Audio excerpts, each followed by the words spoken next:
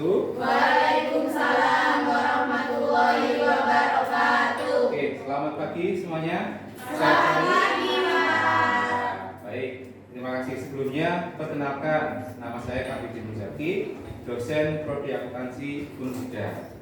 Pada semester ini, semester ganjil ini ya, kebetulan saya mengambil mata kuliah akuntansi manajemen. Nah, kawan-kawan yang semester 3 ini, mata kuliah salah satunya yaitu akuntansi manajemen. Kode mata kuliahnya yaitu AKN 015. Bobotnya adalah 3 SKS, ya. Iya, Pak. Baik, di pertemuan pertama ini saya akan lebih jauh mengenalkan tentang rencana pembelajaran selama 1 semester ke depan, atau sering kita sebut sebagai RPS. Pelengkap RPS yaitu ada kontrak perkuliahan, bagaimana kita menjalankan kuliah, tata tertibnya seperti apa, bobot penilaian seperti apa, dan lain sebagainya. Dan sedikit pengantar mata kuliah akuntansi manajemen. Ya, oke, baik. Komponen dari RPS itu sendiri nanti ada deskripsi mata kuliah, ya kan? Kemudian capaian pembelajaran setelah kalian menempuh mata kuliah ini, apa sih ilmu yang bisa kalian dapatkan? Kemudian ada pokok bahasan dalam RPS selama 1 semester ini nanti materi apa saja yang akan kita pelajari bersama dikasih, ya.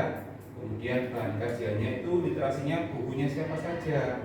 Kemudian nanti metode perkuliahannya seperti apa, itu ya. Oke, berikutnya setelah RPS nanti kita akan bahas lagi tentang kontrak perkuliahan, yaitu terkait dengan indikator atau bobot penilaian, ya kan, untuk mengukur prestasi mahasiswa selama 1 semester. Selain itu ada tata tertib perkuliahan dan pengantar mata kuliah.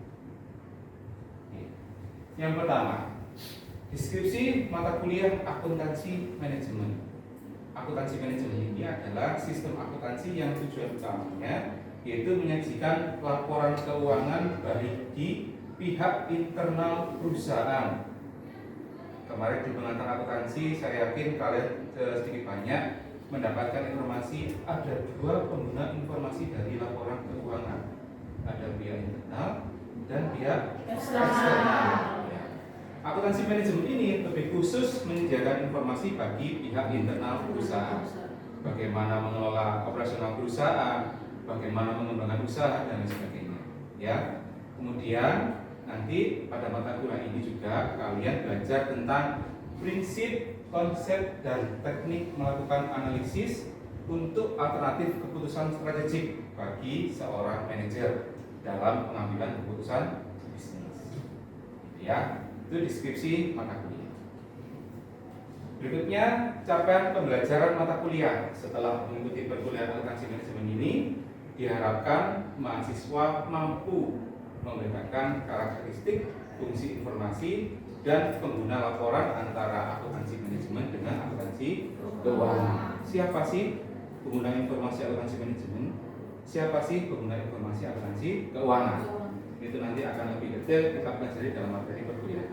Kemudian capaian pembelajaran berikutnya yaitu setelah mengikuti perkuliahan ini diharapkan mahasiswa mampu secara mandiri menyusun, menganalisis, dan menginterpretasi laporan keuangan entitas, ya, dengan mengaplikasikan prinsip-prinsip akuntansi yang berlaku, gitu ya. Kemudian capaian pembelajaran yang terakhir yaitu mahasiswa secara mandiri mampu secara mandiri, ya, menyusun laporan keuangan hasil analisis atas informasi keuangan dan informasi non keuangan. Kalau akuntansi keuangan itu orientasinya adalah informasi yang bersifat kuantitatif, informasi keuangan. Sedangkan akuntansi manajemen lebih luas lagi, bisa informasi keuangan atau informasi non keuangan. Oke. Serta memahami etika bisnis dan kode etik profesi akuntan. Akhir-akhir ini kita seringkali dikejutkan para profesional ini ternyata kurang mampu menjaga kode etiknya. Banyak pejabat-pejabat publik, ya kan, menyalahgunakan wewenangnya, kekuasaannya untuk korupsi dan sebagainya. Akuntan yang tidak independen sehingga laporan hasil auditnya bisa pesanan dan sebagainya. Nanti kita juga pelajari di sini. Itu capaian pembelajaran mata kuliah. Berikutnya yaitu pokok bahasan yang ada dalam rencana pembelajaran semester. selama 1 semester ini kita akan belajar apa sih? Ada 16 pertemuan ya, termasuk UTS dan UAS. Ya. Pertemuan pertama yaitu hari ini kita akan diskusi sharing tentang kontrak RPS dan pengantar mata kuliah. Kemudian minggu depan pertemuan kedua materinya adalah tentang karakteristik akuntansi manajemen. Pertemuan ketiga tentang analisis informasi akuntansi manajemen, sistem pengendalian manajemen, analisis hubungan biaya, volume dan laba, dan seterusnya sampai pertemuan ke-16. Selain perkuliahan sehari-hari, pasti nanti ada tulis, ada penugasan, ya kan? Ini rencana pembelajaran kita selama 1 semester ke depan. Ada yang ditanyakan sampai sini? Belum ya? Masih pemanasan. Oke, kita lanjutkan. Bahan kajian. Selama mengikuti perkuliahan selama 1 semester, nanti kawan-kawan bisa mendapatkan literasi atau bahan kajian yang bersumber dari yang pertama. Kalau dari luar negeri itu ada buku karangan dari Hansen and Mowen. Ini bapak manajemen yang sangat terkenal sekali ya, dengan bukunya Manajemen Accounting. Kemudian bahan kajian kedua yaitu Robert Kaplan dengan bukunya Manajemen Accounting juga. Untuk hasil karya Indonesia sendiri itu ada Herman Eddy, bukunya dengan tema akuntansi manajerial. Kemudian Chris Miyaji. Chris Miyaji ini salah satu koleksi perpustakaan fakultas yang banyak edisinya. Kalau kawan-kawan tertarik membaca, silahkan main-main ke kantor fakultas di salah satu koleksi pustakanya itu. Buku Chris Miyaji ini banyak, dari beberapa terbitan itu ada di sana, pustakaan fakultas. Kemudian yang terakhir Mulyadi. Saya kira Mulyadi ini tidak asing juga ya kan? Iya. Nah, ketika kawan-kawan menyusun makalah ya, seringkali itu Mulyadi. Oke. Baik, ini bahan kajian. Selain 5 bahan kajian utama ini, kawan-kawan juga bisa mendapatkan bahan kajian lainnya yang bersumber dari artikel media, publikasi ilmiah dari media internet dan lain sebagainya. Gitu ya. Oke, ini bahan kajian. Kita lanjut ke berikutnya.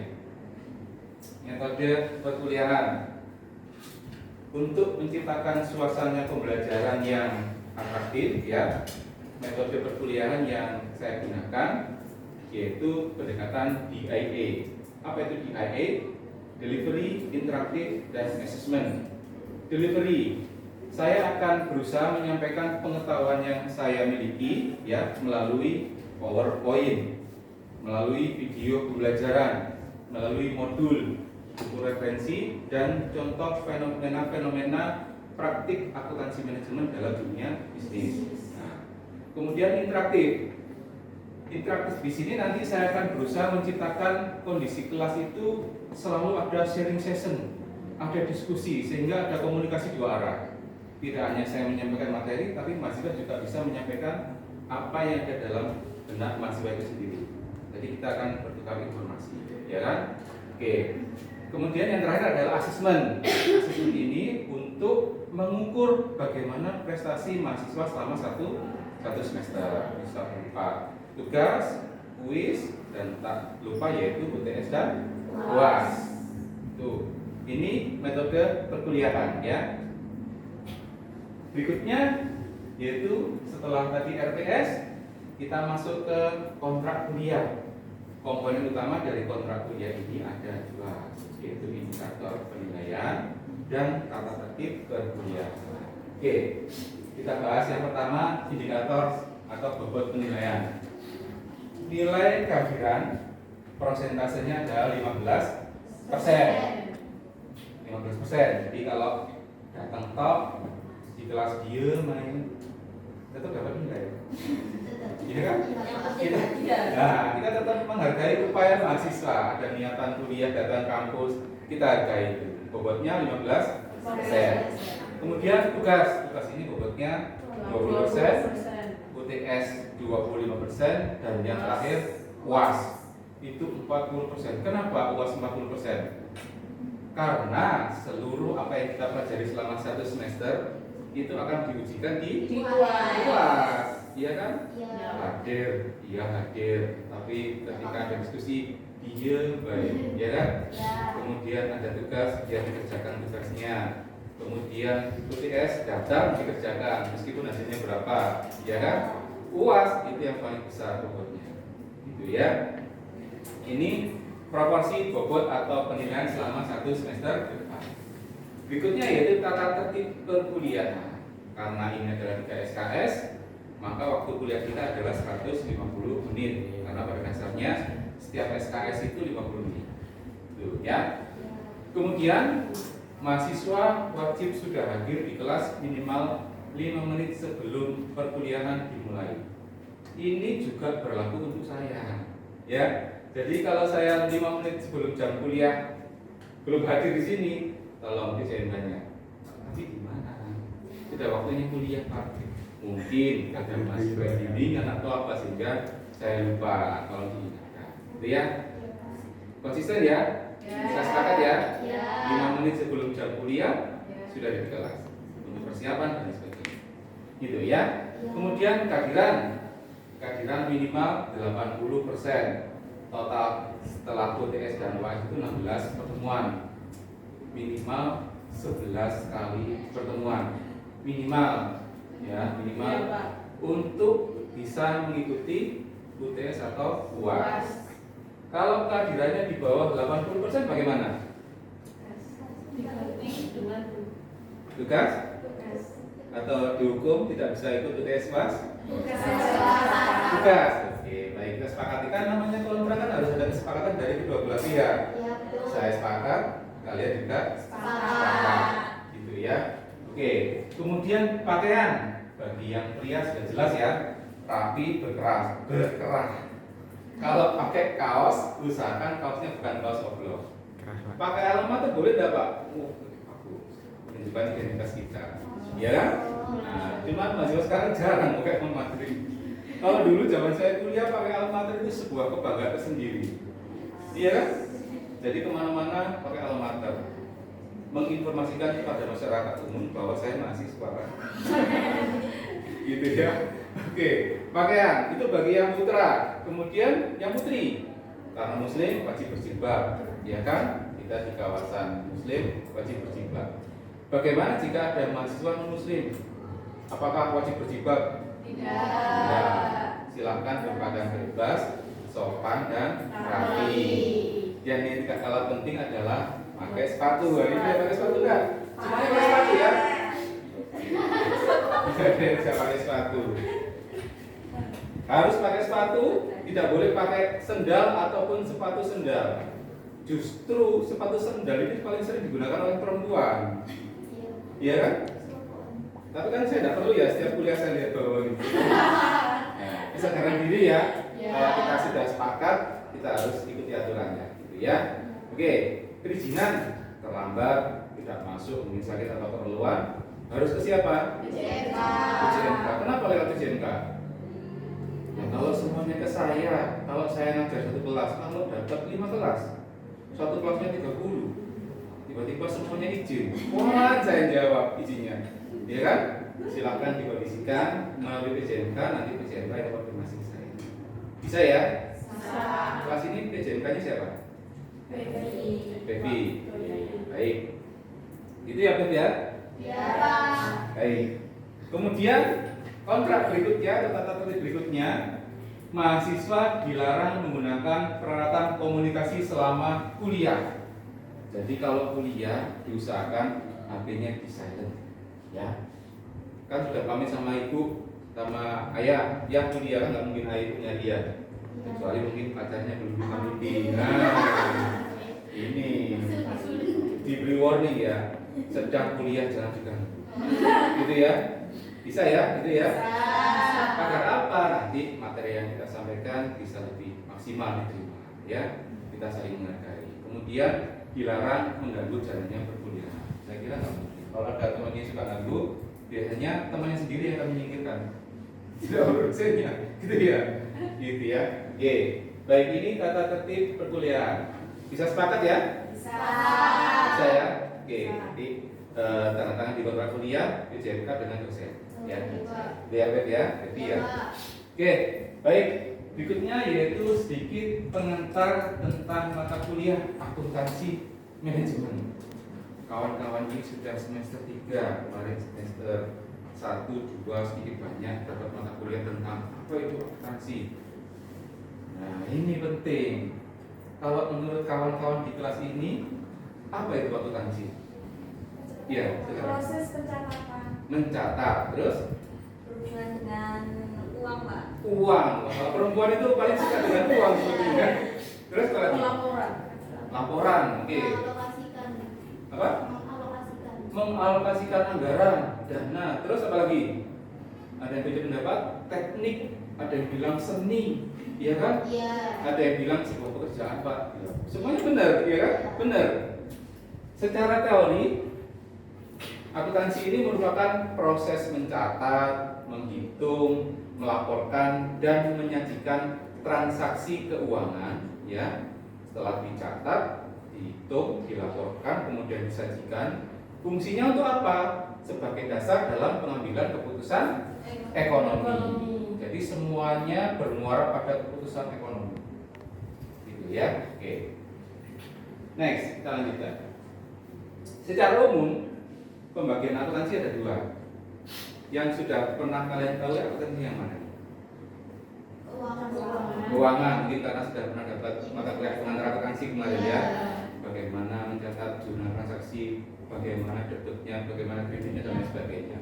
Oke, ini ilmu baru, akuntansi manajemen. Jadi secara umum akuntansi itu terbagi menjadi dua bagian. Yang pertama akuntansi manajemen dan akuntansi keuangan. Perbedaannya di mana kira-kira? Fungsinya, penggunanya, informasi yang disajikan, sifat laporan dan lain sebagainya. Secara umum, siapa sih pengguna informasi akuntansi manajemen? Pihak internal Pihak perusahaan. Siapa pihak internal perusahaan? Manajemen. Manajer terutama. Untuk apa? Untuk mengambil keputusan. Pengambilan keputusan bisnis terkait dengan operasional bisnis atau pengembangan usaha. Ya kan? Itu pihak internal perusahaan. Sekarang akuntansi keuangan. Siapa pengguna informasi akuntansi keuangan? Pihak eksternal. Tadi kan sudah internal nih. Sekarang akuntansi keuangan orientasinya disuguhkan kepada pihak eksternal perusahaan. Siapa saja? Investor atau calon investor. Buat apa informasi akuntansi keuangan bagi mereka? Untuk mengetahui Mengetahui apa? kondisi keuangan perusahaan. Dasar bahasa sederhananya yaitu sebagai dasar dalam pengambilan keputusan investasi. Oke, pihak eksternal berikutnya perbankan atau kreditur. Untuk apa informasi akuntansi keuangan bagi mereka? Analisis risiko kredit. Nah, siapa satu lagi pengguna informasi akuntansi keuangan dari pihak eksternal? Pemerintah. Untuk pemerintah terkait dengan kewajiban pajak. Nah, oke, jadi sedikit refresh ya. Oke, baik. Saya kira cukup untuk pengantar mata kuliah hari ini. Ada yang mau ditanyakan sampai sini? Cukup, Pak. Cukup ya? Iya. Oke, cukup. Insya Allah semuanya sedikit teringat kembali, sedikit refresh ya. Kita lanjutkan lagi minggu depan dengan topik bahasan sesuai RPS. Nanti setelah ini saya kirim RPS-nya ke PJMK. Kemudian saya dan PJMK akan kontak. Nanti salinan kontrak itu, kontrak perkuliahan, silahkan dibagi dengan kawan-kawan lain sebagai pedoman kita melaksanakan perkuliahan selama satu semester. Oke, terima kasih. Kurang lebihnya mohon maaf. Saya akhiri. Wallahul muwaffiq ila aqwamit thoriq. Assalamualaikum warahmatullahi wabarakatuh. Terima kasih semuanya. Waalaikumsalam warahmatullahi wabarakatuh.